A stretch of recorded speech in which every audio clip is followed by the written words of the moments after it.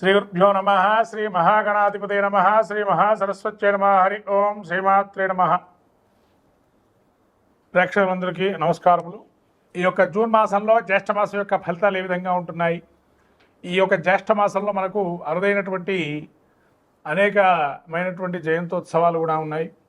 అలానే నిర్జల ఏకాదశి ప్రత్యేకంగా చెప్పవలసిందిగా, అలాగే ఈ యొక్క జ్యేష్ఠ మాసంలో కొన్ని రహస్యములు కూడా ఉన్నాయి. అది దశమహావిద్యలకు సంబంధించినటువంటి జయంతోత్సవాలు, అలానే పౌర్ణిమ, ఏకాదశి, సంకష్టహర చతుర్థి, యోగములు కొన్ని ఉన్నాయి.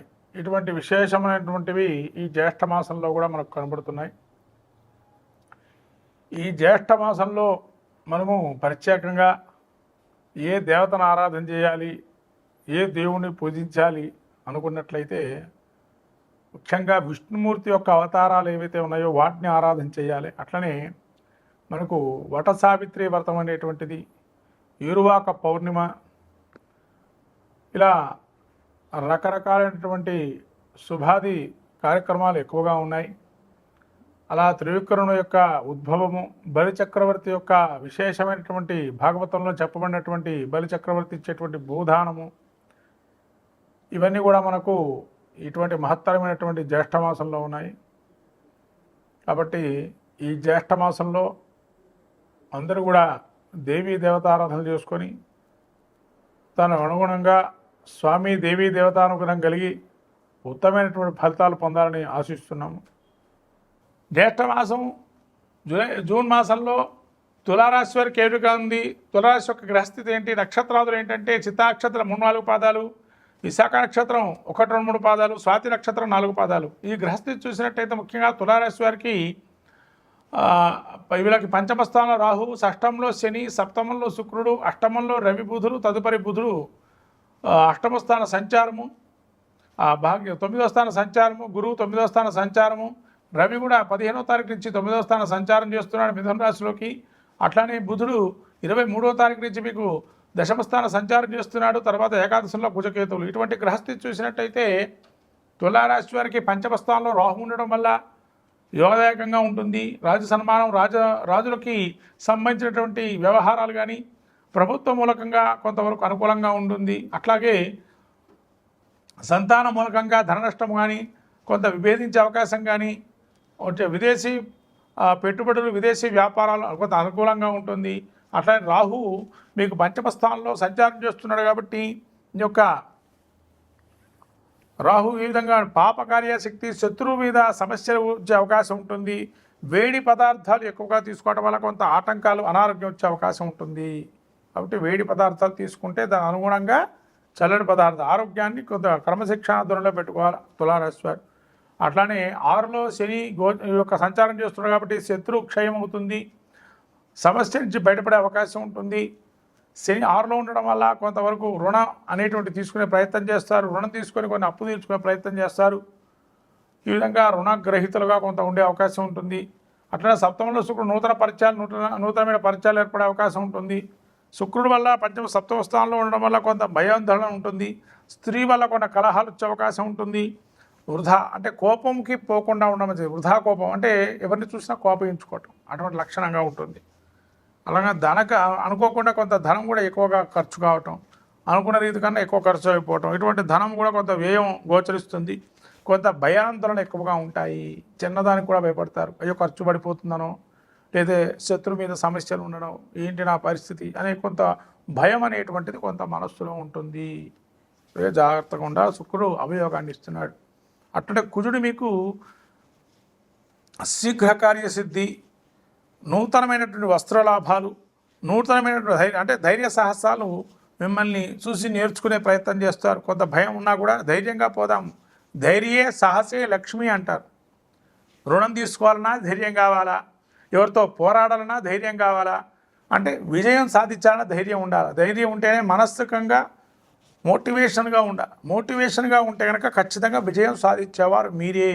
కాబట్టి కార్యసాఫలత చెందుతుంది అని ఒక భావోభావంతో ముందరకెళ్ళటం వల్ల మంచి ఫలితాలు వస్తాయి జూన్ మాసంలో. అంటే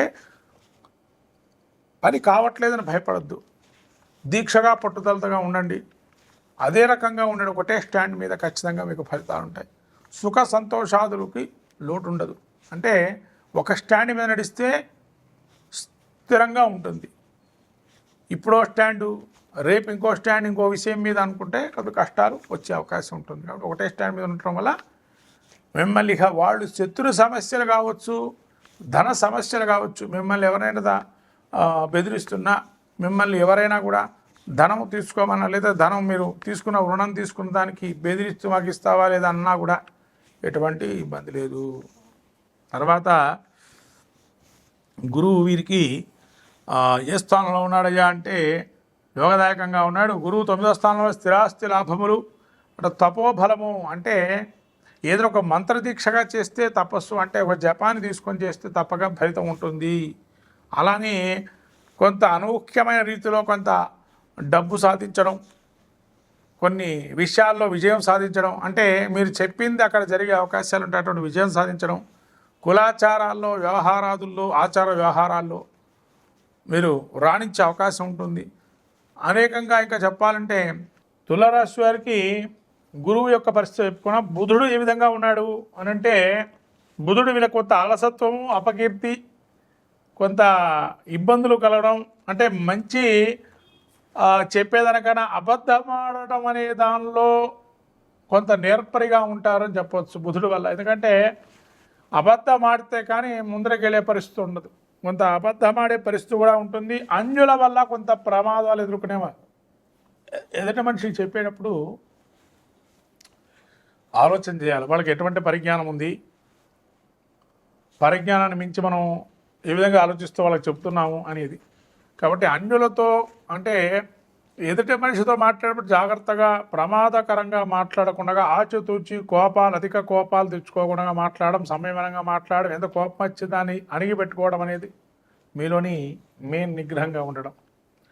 ఇటువంటి స్థితి బుధుడు కూడా మీకు ఇస్తున్నాడు. అట్లానే మీకు ఈ యొక్క శుక్రుడు ఏ విధంగా ఉన్నాడు అనంటే 7వ స్థానంలో కొంత